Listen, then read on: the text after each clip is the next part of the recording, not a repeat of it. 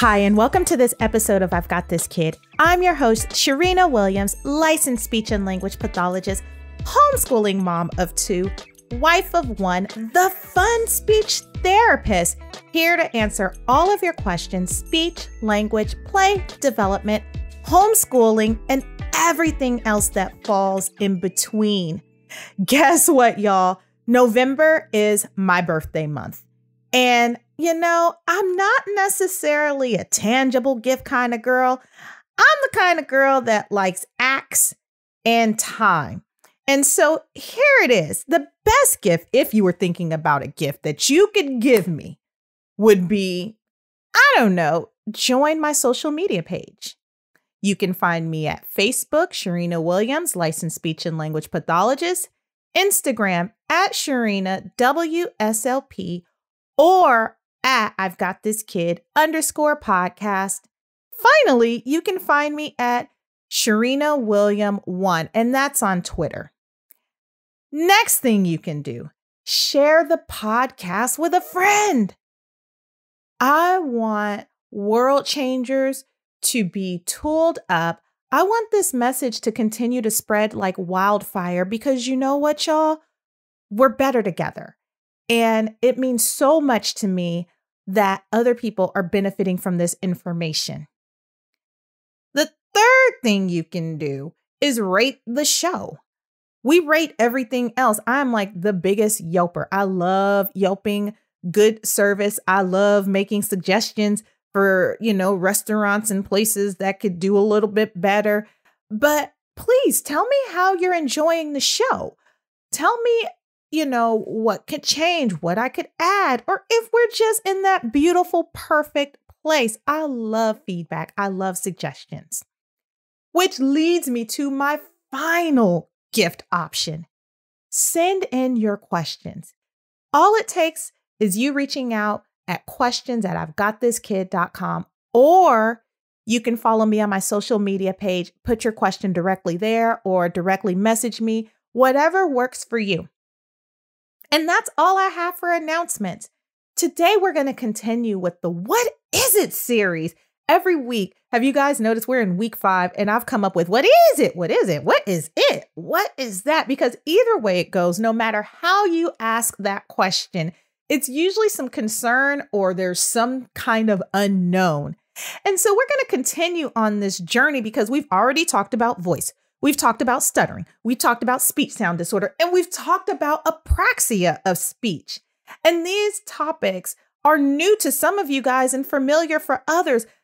We're doing this so you can get educated, so we can have more understanding in order for you to be able to advocate on sugar's behalf or help another world changer who may not recognize the signs and the symptoms, hence why we got to spread the word. So today we're going to go into preschool language disorders.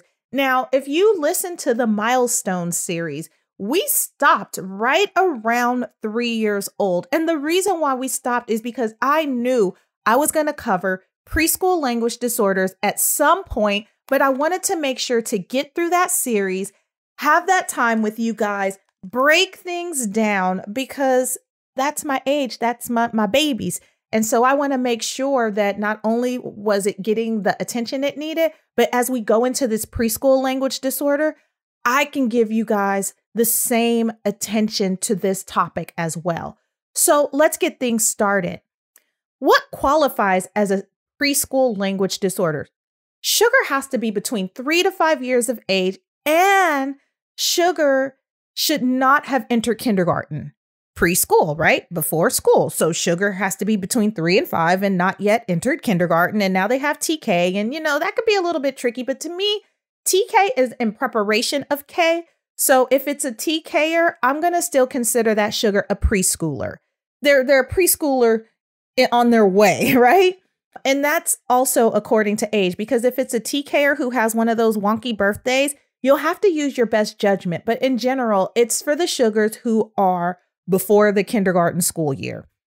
What disqualifies a preschool language disorder, and this is key, world changers. I need you to know this for all of my bilingual, trilingual, qualingual, multilingual families.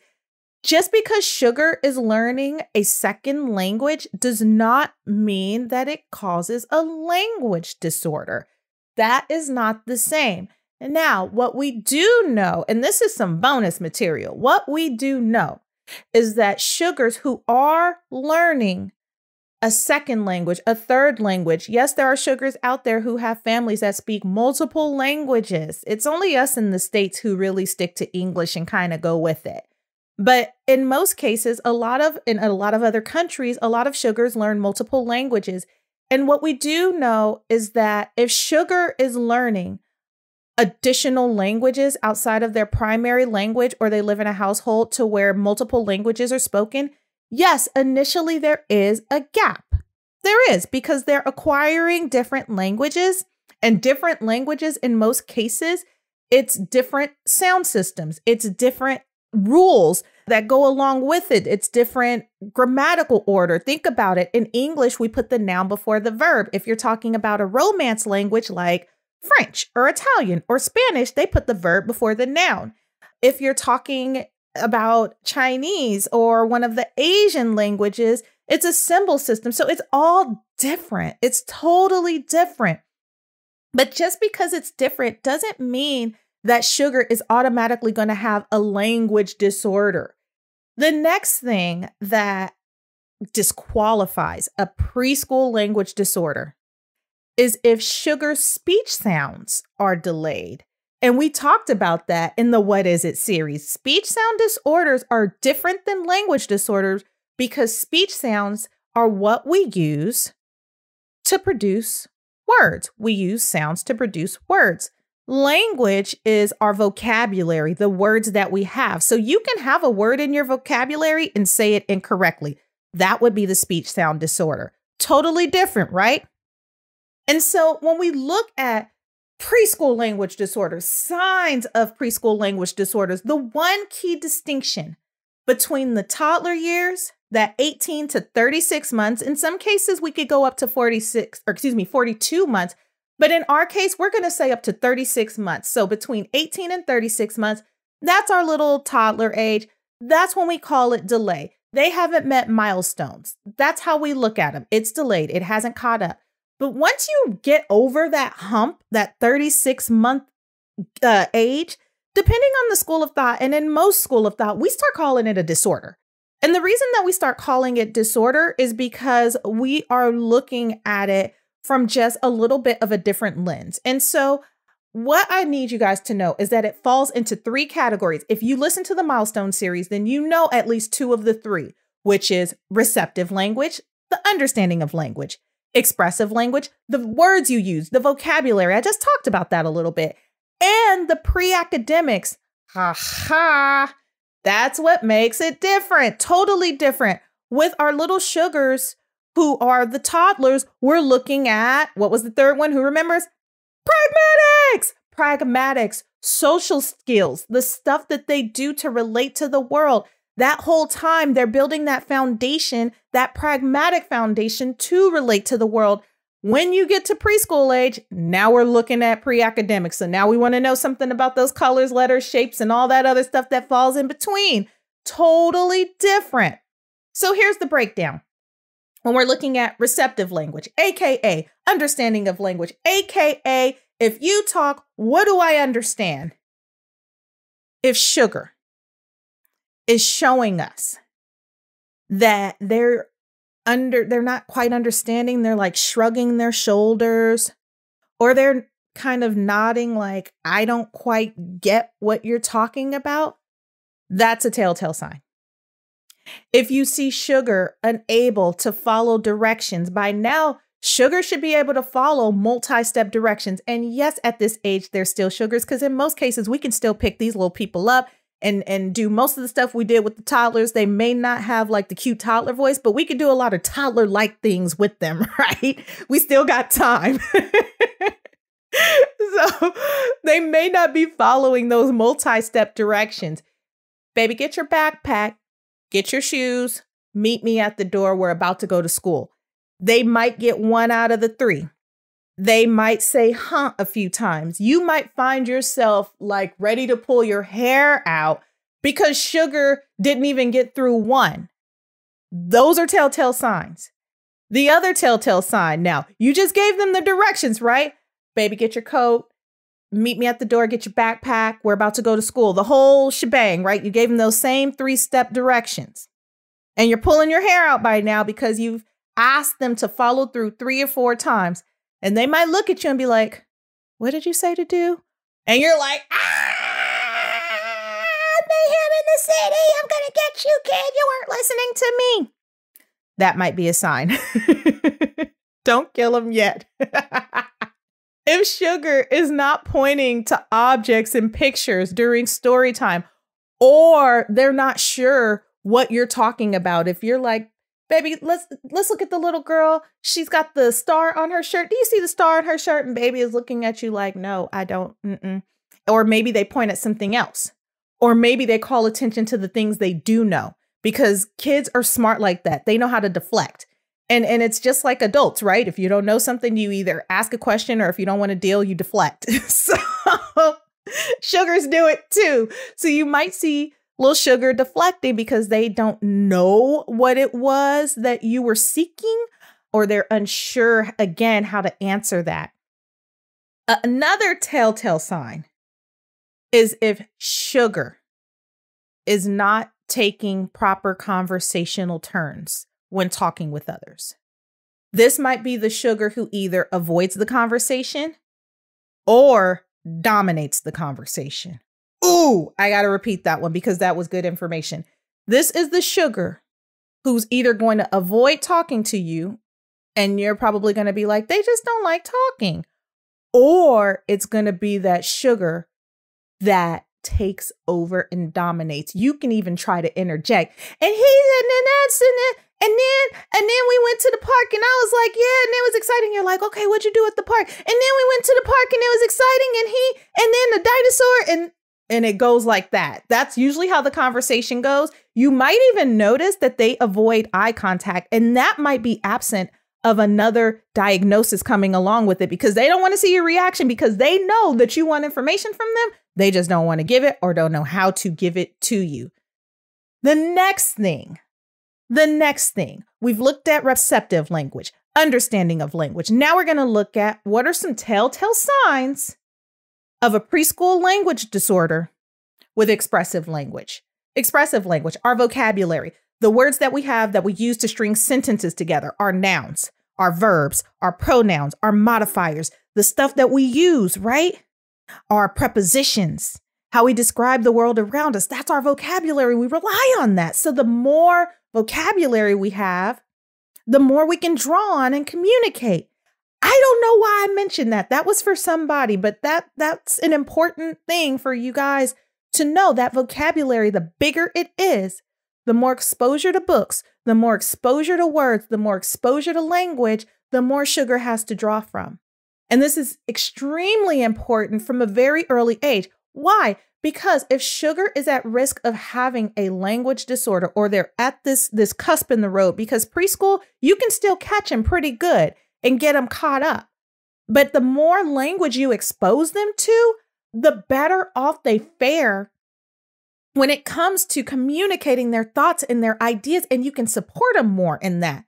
But if they have limited vocabulary, or they haven't quite had that boom yet, then it puts them at risk of having a larger gap by the time they get to kindergarten. I'm speaking ahead. We're going to stick to expressive language because we're going to talk about kindergarten a little bit later. So this is what we may see if sugar has trouble with expressive language. Asking questions. And that means simply formulating questions. It's not even just the asking questions. It's the forming the question together. And you see sugar's wheels turning. Or you might hear them say a single word in a question-like form, but they're looking at you like, you get that this is a question, or you get where I'm coming from, because they really are still relying on you to be that language model. And this is for typical and atypical, but like for our sugars who have preschool language disorders, they're really still relying on you. So they're going to kind of give you that shifty eye, like, can you help me-ish look? Because they do need help. Another thing that you might see with the expressive language, when you ask them to name an object, Maybe word finding is difficult for them, or maybe they misname it and you notice the trend that they're consistently misnaming things, or they're calling it something else. Like maybe it's an overgeneralization. What do I mean by that? All the animals are still dog. All the colors are still red. All the shapes are still circles. That is a telltale sign that something's going on there. And it's not even like a little bit of confusion. It's like, oh, this is kind of noticeable that sugar, they either mixing this stuff up or overgeneralizing it, calling it one thing for a whole category, right? All farm animals are pigs. No, they're not, baby. We gotta help work this out. That's a telltale sign. Using gestures over words. If sugar by now between 3 and 5 is still using gestures to communicate with you, if they're still pulling you, tugging you, pointing at things, that is a telltale sign that there is an expressive language delay. Why? Because this age, they're still really interested in showcasing what they know. Don't believe me? Pay close attention to most sugars who are out there. Go to a preschool class and you will be stopped at the door because they want you to know everything. And it's all important and it's all cool because it's still mostly new. And it's matter of fact information because they didn't think that you knew that because they discovered it and it was new to them, is new to you. So when they tell you, act real excited like you never knew that the sky was blue or whatever it is that they tell you, because that's how they roll. Another thing that you'll see is difficulties putting words into sentences, or the sentences might be out of order, or something might be wonky, or they might be using a single word to put together a sentence, kind of the same way that they do that question to where it's kind of like, is it a question or not, but with a sentence. And they're using one word that should take the place of a whole sentence, but it doesn't necessarily work like that. And so a lot of times they end up frustrated. This could be a frustrating trigger for them. Because if they're using that single word and you're not getting that, that was supposed to be a sentence to describe or show or do, or information was missing, they don't always understand why you don't know what information is missing in the whole little paradigm. And so you want to make sure that in those cases, you try to use as much of the context, the world around them that they're alluding to figure out what they're talking about. Learning songs and rhymes could be difficult for these little sugars with expressive language delays. Why? Because the memory. Sometimes this can allude to like memory or retaining language, or the rhythm and prosody of speech and how it works together to formulate words into sentences. And so you might notice that they get the words confused, or the songs confused, or they only know one part of it, or they've omitted most parts of it. And the way that we help them through that is we just keep singing with them and to them. We don't take away the opportunity. We keep giving them opportunity. Using correct pronouns like he or they. Little Timmy's best friend is little Mikey over there. And instead of him calling him little Mikey, he's calling her little Mikey. And he's calling her she. And Mikey doesn't want to be a she. Mikey wants to be a he, and Mikey's frustrated. Or maybe his friend is little Tanisha, and little Tanisha is tired of being he. She wants to be she, and it's getting frustrating. It could be a very frustrating thing. And usually either the parents or the teachers or someone around has to kind of help them through that and let other little sugars know that sugar meant nothing by it, but he needs a little bit of support, so show him some grace. These little sugars may not know how to start a conversation, or they'll know how to start the conversation, but they might not know how to keep it going. This goes into what I was talking about earlier, where they may take over the conversation, or they may say one or two things and kind of stop in the middle of the conversation. But you kind of both know that the conversation wasn't quite over yet. It was just sugar didn't know how, and that's okay. And you don't even have to say anything. And if you want to say something else, you could say something to the effect of, did you tell me everything that you wanted to tell me? And they may say yes and run off just to avoid a very awkward situation. But that is a telltale sign. Finally, changing how they talk to different people and in different places. So, for example, as an adult, I'm going to talk to my elders different than what I talk to my children. On the other hand, I'm going to talk to my friends different than I talk to my elders and my children. There is a distinction that's different, right? You talk to your peers differently than you talk to your elders. You talk to your elders differently than you talk to the kids, and the list goes on. Sugars, in most cases, pick up on this. And they know that if I'm talking to grandma, I need to talk to grandma in a certain way. In our culture, in the African American culture, even with my grandpa, like, they don't play that. So like you're respectful to adults. Like, you don't approach them like a friend. They're not a friend. They're an adult. And so you treat them that way. And that doesn't mean that your voice isn't heard. It just means that there is a level of respect. And so you talk to them in that way. On the other hand, if they're talking to a friend, you expect it to be a little bit different. You expect them to go a little bit harder, fight a little bit harder, advocate a little bit harder. You know, the respect level isn't there. And if it is, it's different, right? But you also notice this is the other telltale sign of a preschool language disorder. I'm going to scoot away from the microphone and try my best to model this for you guys. They have no inside voice in most cases. They are loud, like outside loud, like at the park going free loud, like they've been locked up hostage for a week loud. Like, why are you so loud? They're loud. And you have to constantly remind them, hey, sugar, I need you to use that inside voice. Can you use that inside voice for me? Gosh, that was my ear that you just yelled in, and I'm sure I just lost a decibel or two. I can't quite hear anymore. Can you please use your inside voice? And in most cases, are sugars who have preschool language disorders. It's usually in not one, but both areas. They usually have a difficult time understanding language and using language. It's very rare. And I want you guys to hear me. It's very rare for sugar to have either difficulty in one area without having difficulty in another area, unless there's another diagnosis going on. Do not miss that. I'm going to say it one more time. Many sugars who just have a basic traditional preschool language disorder usually have it in both areas, what they understand and what they use. The only time, and it is very rare, there's always an exception to the rule, but it is extremely rare for sugar to have difficulties with receptive language or understanding language and difficulties talking and using language unless something else is going on. We'll talk about that.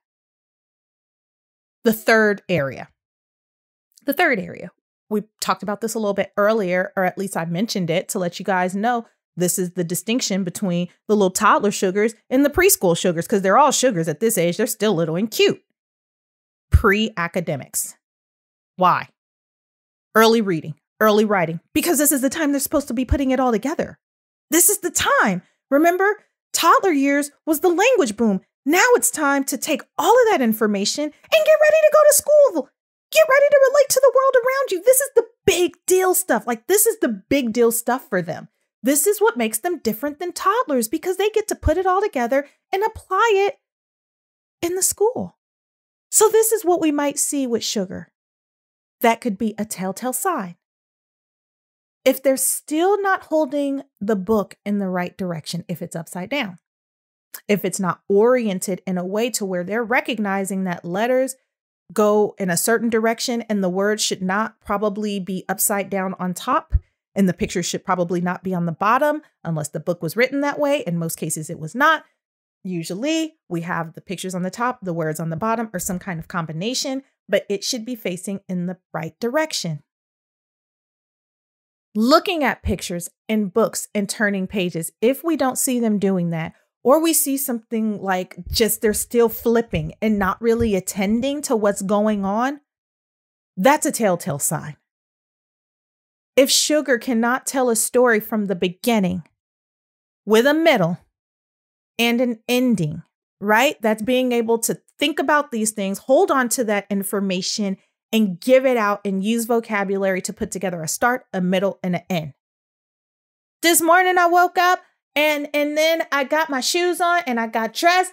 And then I ate breakfast and I went in the car with mom and dad and I went to school.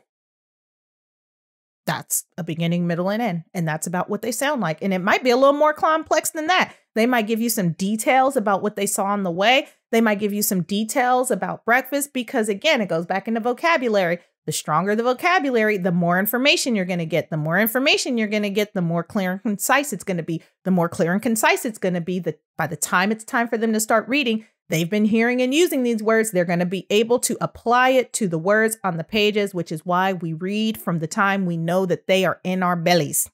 Yes, we do. The next sign is if they're having difficulties naming letters and naming numbers, or they're not retaining it and you're still feeling like you're having to repeat it, or it's beginning to get mixed up, or everything is A, or everything is Z, or everything is this symbol and it's overgeneralized. Again, that's that telltale sign. That word keeps popping back up. It's being overgeneralized into all of the letters. All of the letters can't be A. We need to have a distinction between the letters. There's 26 of them. We need, in the English language, that is, we need to know what each one of them is. So that way, when it's time to start putting the multiple sounds that come along with them, we recognize it and we can apply it. Same with the numbers. All the numbers can't be 1. They can't all be 0. We need to be able to understand 0 through 9 so we can start putting together double-digit numbers and triple-digit numbers and so forth and so on. But if we have not mastered that yet, then there's going to be some difficulty. Do you guys notice now how this kind of snowballs? Like if I haven't mastered the early things, then it's going to be close to impossible to master the harder things. This is why we don't wait and see. Finally, learning the alphabet. There's a difference between learning the alphabet and naming letters. I could pick up a letter and show it to you 26 times, a different letter. And I don't have to do it in any kind of order, right? So this is what is different about naming letters and numbers versus learning the alphabet, because it goes back into that A to Z, start to finish, right? And so Sugar should be able to start from A and be able to name all the letters, and now we're not talking about singing the ABC song. We're talking about A, B, C, D, E, F, G, and so forth and so on. And it alludes to the same thing I was talking about earlier, because at some point you're going to have to put a sound to that letter. Important stuff, right?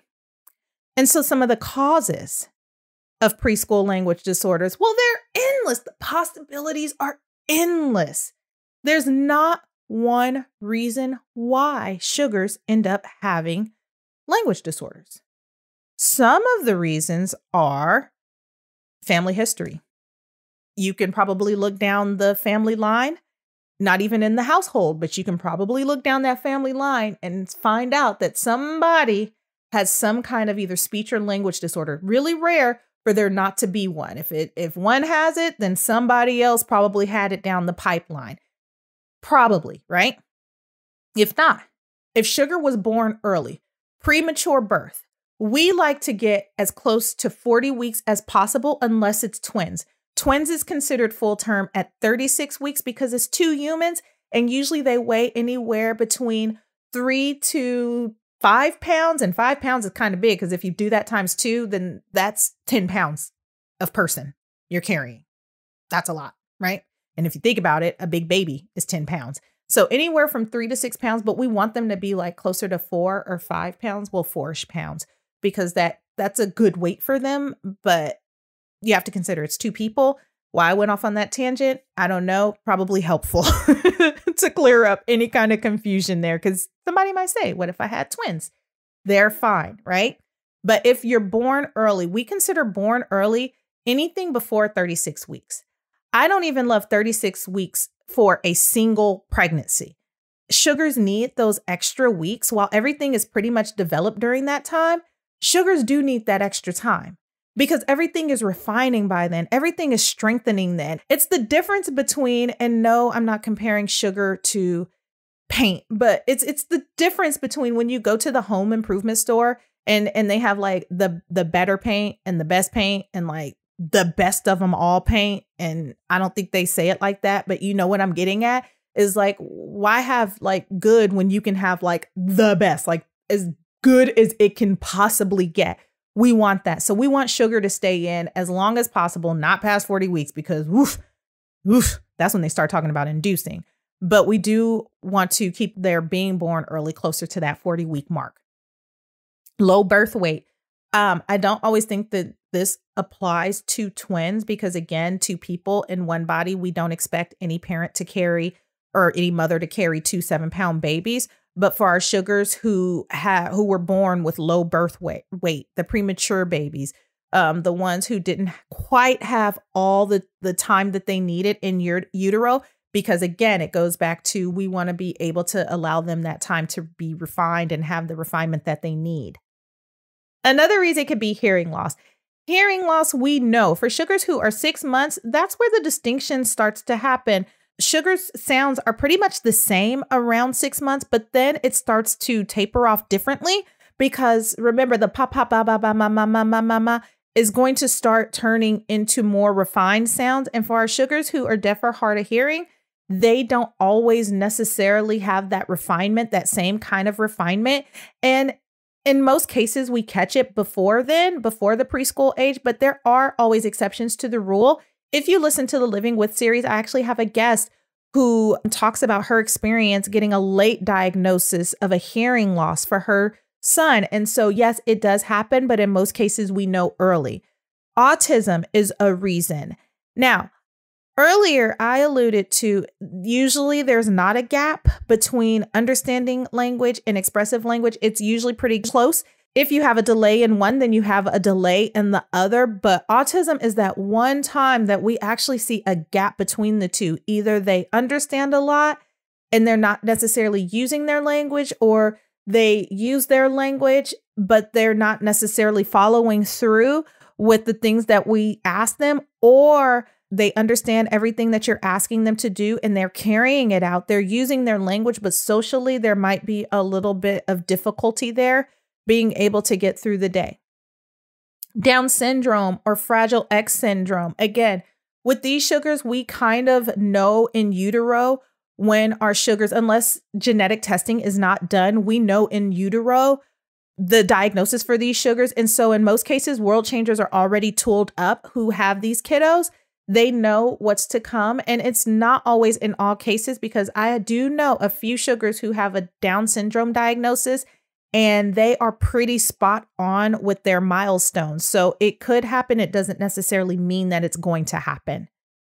Fetal alcohol syndrome. Drinking during pregnancy can really hurt sugar. Like, we recommend none at all. I know different countries do different things. I'm not going to give my personal opinion. I'm just going to say that fetal alcohol syndrome can be a reason. If you are drinking during pregnancy, then that can be a reason that sugar does get a language disorder. Stroke. Yes, little sugars can have strokes. These are very rare, very, very rare occurrences. Brain injury. That can happen in a car accident. That can happen during a bad fall. That can happen. Like, there's so many ways that can happen, but it can, depending on where the brain owie is, it can impact language development. Cerebral palsy. This is another one that we know about once sugar is born. It happens during the birthing process. And sometimes it can mess with the cognition, especially if they're without oxygen for a period of time. Poor nutrition. Poor nutrition, poor nutrition, poor nutrition. Let me tell you guys something. For when I need to do a show on the brain and the gut, because your gut is your second brain. What you put in your stomach is what feeds your brain. If sugar is only getting sugar, if sugar is only getting, processed foods that are not good for them, not fresh, green foods that come from the earth, if we're not giving their body that opportunity, and not a fruit snack, like a piece of fruit. Like, why give them an apple fruit snack or apple juice when you could just give them the apple? Just give them the apple. So we'll talk about that another day, because that's something else that gets me riled up. And there's a lot of reasons that can happen if you live in a food desert, if there's limited access, we can go down the list. We're not going to do it today, but that is something that we're going to talk about later, because it can impact language learning. If you give sugary donuts in the morning, then guess what? They're going to be good for about 30 minutes because they're going to be on a sugar rush. And then when they crash, because sugar does make you crash, they're not going to be good for anybody. And somebody who's typically developing can develop a language learning disorder because they're not catching what they need to catch, and it creates a gap. Failure to thrive, that just simply means that they, for whatever reason, have not been hitting milestones all along and just not keeping up. And so these are some reasons. And no matter what the reason, I don't care what the reason is, we can always change the trajectory of things. We can change our behavior. We can change the way we look at things. We can change what we do. And that's why I'm here, so we can think about these things and do a little bit better. So what can you do? If you suspect that any of this stuff is happening, we're going to get sugar tested. Let's say it together. We are going to get sugar tested. We don't wait and see. We don't wait and see, y'all. We cannot wait and see. Sugar's life is depending on this. We don't wait and see. We're going to either get sugar tested if they're already in a preschool program. We're going to talk to the speech and language pathologist who's on staff. We're going to talk to their teacher. We're going to talk to the school psychologist. Why? Because psychologists don't just sit down and help people discuss their problems. They're also wonderful people who help with different learning disabilities and diagnoses. So yes, they do more than just, when I was 2, I was blah, blah, blah, blah, blah. Like, they're really helpful and they're part of the team and they play a unique role. The SLP, the teacher, and the psychologist, they all are wonderful. They play their own role. They overlap in some cases, but in a lot of cases, they complement each other because they're bringing something different to the table from a different lens. And so we want to make sure that an SLP tests sugar. And, they're going to look at things. They're going to look at some tests. They're going to look at some stuff that seems hard for sugar to do, may not be hard for sugar to do. They're also going to play with sugar because guess what? Sugar still wants to play at this age. Sugar shouldn't stop wanting to play until junior high schoolish. And even still, like, sugar probably still is going to want to play then.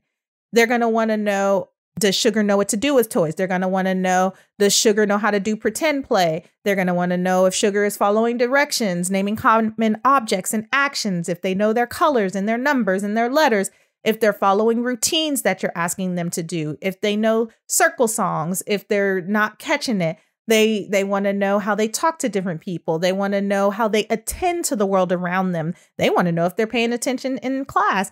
And they want to make sure that sugar is able to get the needs met at home, during play, and at school. Now, here's the trick, world changer. Here's the trick. We are amazing as world changers because we know how to adapt to our sugar's need. Nobody knows our sugar more than we do. And so what ends up happening in some cases is that we accidentally start overcompensating without even knowing that we're overcompensating until either somebody brings it to our attention or until we've hit wit's end. And our overcompensating means that we're anticipating the stuff. We can figure out what they want. Didn't even know we were doing it a lot of times, but it happens. It happens naturally. So world changer, if somebody taps you on the shoulder and they say something to you and you don't get offended, not initially, right? Hear the person out, take it with a grain of salt, get a professional opinion. Because sometimes we do not see what's going on. We just don't see it because we're so used to just doing and just being and living and life and everything is happening. And so sometimes it takes that extra set of eyes to see stuff and to help us through and help us get some support. And so the speech pathologist is amazing for that. The speech pathologist will also look at the reading and the writing. They're going to look at pictures with sugar. They're going to look at common signs and logos. They're going to look at if sugar's holding the book the right way. They're going to look at if sugar knows what their name looks like. They're going to look at sugar's writing letters and numbers, and even if they can write their name. And so, world changers, I got some tips for you that can help you, like to truly help you if you're unsure and you need some support. Talk to your child. Talk to sugar. Talk to sugar normally. Don't use the same language over and over and over again unless you are prescribed to do that for a specific reason, but expose them to different vocabulary. Read to sugar every day. Point out words that you see. Point to signs in the grocery store and at school. When my sugars were little, on their clothing bins, everything was labeled. I label everything now. I still label stuff and they're old. But that's a great way so they can start recognizing it. And you're not even teaching them the vocabulary. You're just getting them to recognize it. It's something that they're seeing every single day, and it's a message that they're being sent every single day. If you're speaking to your child and they're in a house with multiple languages, whatever your sugar gravitates towards, whatever language they know the best, speak to them in that language. I'm open to you speaking to them in both languages, but seriously, just make sure that if you're speaking one language, make sure the whole sentence is in that language. And if you want to talk in another language, make sure that whole sentence is in that language. When sugar is talking to you, make sure that you're listening.